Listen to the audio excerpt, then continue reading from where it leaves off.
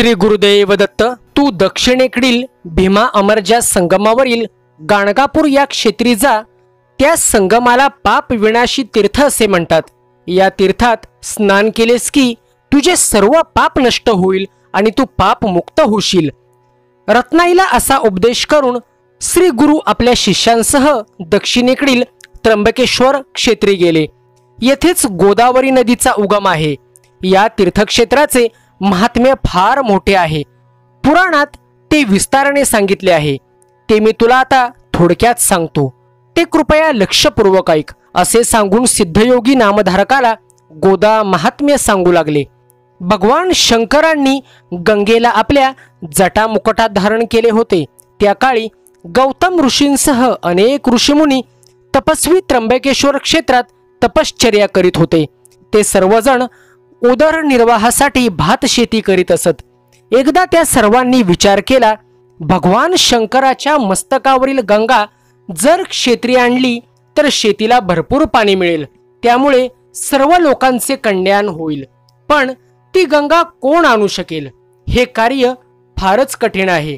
गौतम ऋषींनी भगवान शंकराचे परम भक्त आहेत, महातपस्वी आहेत, त्यांनाच हे कार्य करणे शक्य आहे। पण त्यांच्यावर काही संकट आल्याशिवाय ते हे काम करणार नाहीत। असा विचार करून ऋषींनी आपल्या योग बळाद्वारे दुर्वेपासून एक मायावी सवत्स गाय निर्माण केली व ती गौतम ऋषींच्या भात शेतीत सोडली। तिला घालवून देण्यासाठी गौतमांनी दर्भाची एक काडी तिच्या दिशेने फेकली। अन्य ऋषींच्या योगबलाने त्या काडीचे शस्त्र झाले। त्या शस्त्राच्या आघाताने ती गाय तडफडून मेली। गोहत्या म्हणजेच महापाप ते गौतमांच्या हातून घडले। त्यांनी अन्य ऋषींना त्याबद्दल विचारले असता ते म्हणाले, तुम्ही गंगा नदीला पृथ्वीवर आणा। तिच्या पाण्यात स्नान केल्याशिवाय तुम्ही पापमुक्त होणार नाही। गौतम ऋषींनी ते मान्य केले। मग त्यांनी कठोर तपश्चर्या करून शंकरांना प्रसन्न केले। प्रसन्न झालेले महादेव हवा असेल तो वर माग असे म्हणाले। तेव्हा गौतम ऋषी म्हणाले, भगवंता, तुझ्या मस्तकावरील गंगा मनुष्याच्या पापक्षालनासाठी या त्र्यंबक क्षेत्री प्रकट कर। शंकरांनी तथास्तु असे म्हणून आपल्या मस्तकावरील गंगा अंश रूपाने त्र्यंबक क्षेत्री अवतीर्ण केली। गौतमांच्या तपश्चर्येने ती अवतीर्ण झाली म्हणून तिला गौतमी असे म्हणतात। गौतमी म्हणजेच गोदा, तिला दक्षिण गंगा असेही म्हणतात। या नदीत स्नान केले असता मनुष्य पापमुक्त होतो असे या नदीचे थोर महात्म्य आहे। माधवारण्य स्तवन करीत म्हणाले, अहो जगद्गुरु, आपण साक्षात त्रैमूर्तींचा अवतार आहात। आपण लोकांना सामान्य मनुष्य वाटता, पण आपण खरोखरच परमपुरुष जगज्योती आहात। आपण लोकोद्धारासाठी या भूमीवर अवतरला आहात। आज मला आपले चरण दर्शन झाले। मी खरोखर कृतार्थ झालो, धन्य झालो। माधवारण्यांनी केलेल्या स्तवनाने श्री गुरु प्रसन्न झाले। ते म्हणाले, तुझी तपश्चर्या सफल झाली आहे। तुला ब्रह्मलोक प्राप्त होईल। तू ती मानसपूजा सेवा करीत आहेस तशीच करीत राहा। तुला प्रत्यक्ष दत्तात्रयांचे दर्शन घडेल, याबद्दल जराही शंका धरू नकोस। माधवारण्यांना असे आश्वासन देऊन श्री गुरु गंगा तीरावरील वासब्रह्मक्षेत्र या ठिकाणी आले। त्यांनी सर्व शिष्यांसह गंगा स्नान केले। त्यावेळी पोटदुखीने त्रस्त असलेला एक ब्राह्मण नदीवर येऊन गडाबडा लोळू लागला होता। पोटदुखीने तो अगदी कासावीस झाला होता। त्याला अन्न पचत नसे। अन्न त्याचा शत्रू झाला होता, त्यामुळे तो नेहमीच उपाशी असे। भोजन केले की त्याच्या पोटात प्राणांतिक वेदना होत असत। आत्महत्या करावी असे त्याला वाटत असे। तो कधीतरी महिना 15 दिवसांनी भोजन करीत असे। आदल्या दिवशी महानवमीला त्याने मिष्टान्न भोजन केले होते। वेदना असह्य होत होत्या। त्यावेळी तो स्वतःशीच म्हणाला, आता जगण्यात काही अर्थ नाही। या वेदनेला सोसण्यापेक्षा गंगेत जीव द्यायचा। अन्न हा प्राण, अन्न हेच जीवन असे म्हणतात, पण अन्नच माझा वैरी झाले आहे। आता जगणे नकोच, आता मेलेले बरे असा विचार करून त्याने पोटाशी दगड बांधून जीव देण्यासाठी गंगेत प्रवेश केला। भगवान शंकराचे स्मरण करून तो म्हणाला, मी भूमीला भार झालो आहे. मी आयुष्यात कसलाही परोपकार केला नाही, कुणालाही अन्नदान केले नाही.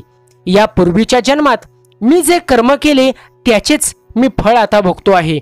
मी ब्राह्मणांच्या तोंडचा घास हिरावून घेतला, गोहत्या केली, कुणाचा तरी विश्वासघात केला, गुरुची निंदा केली, आई वडिलांची अवज्ञा केली, म्हणून मला हे दुःख भोगावे लागत आहे. किंवा मी ब्राह्मणांचा अपमान केला तरी असेल, दारी आलेल्या अतिथीला अन्न दिले नसेल, कुणाच्या तरी शेतात आग लावली असेल, आई वडिलांचा त्याग केला असेल. या पापांमुळेच या जन्मी मला हे दुःख भोगावे लागत आहे, अशी त्याने खूप आत्मनिंदा केली.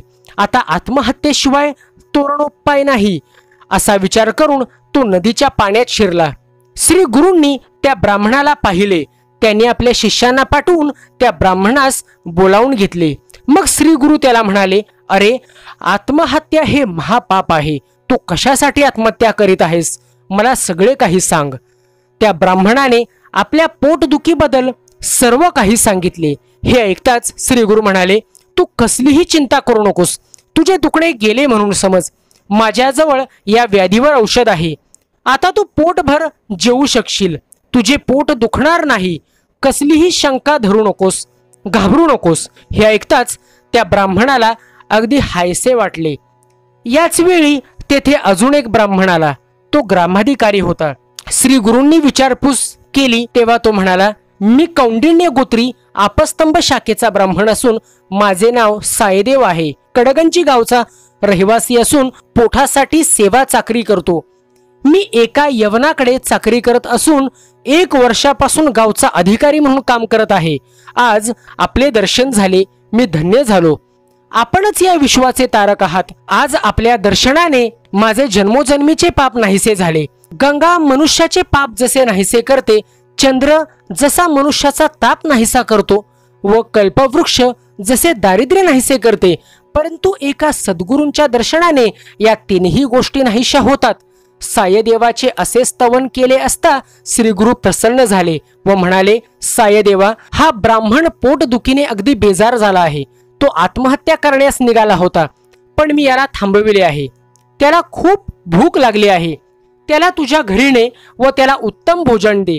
यावर सायदेव म्हणाला, महाराज, मी याला भोजन दिले आणि त्याचे प्राण गेले तर मला ब्रह्महत्येचे पाप लागेल. श्री गुरु म्हणाले, तसे काहीही होणार नाही. तू चिंता करू नकोस. मी सांगितले तसे कर.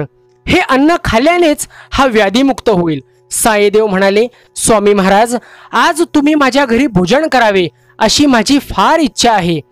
श्री गुरूंनी ते आनंदाने मान्य केले. मग सायदेव आपल्या घरी गेला. पोटदुखी असलेला तो ब्राह्मणही त्यांच्या सोबत गेला.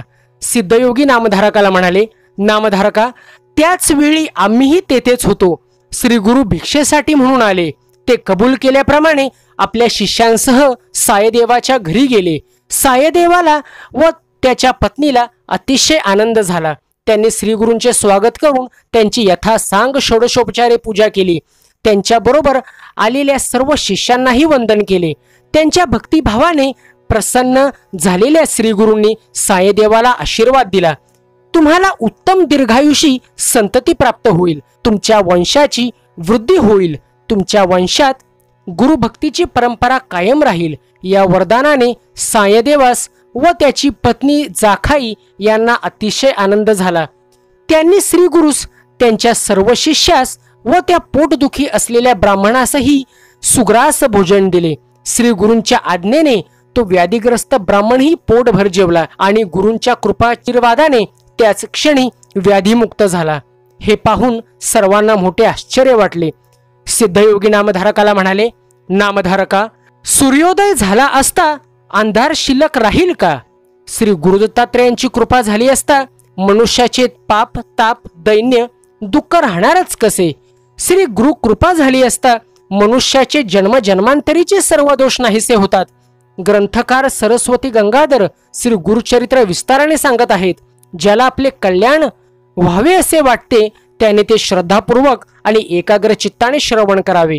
जे कोणी श्री गुरुचरित्र भक्तिभावाने श्रवण करतील त्यांना कोणतेही दुःख भोगावे लागणार नाही. त्यांना सर्व सुखांची प्राप्ती होईल हे त्रिवार सत्य आहे। अशा रीतीने श्री गुरुचरित्रमृतातील श्री गुरूंचे विप्रोदर व्यथा निवारण अध्याय 13 हा समाप्त झालेला आहे। श्री गुरुदत्तात्रेय प्रणमत्सु। श्री गुरुदेव दत्त।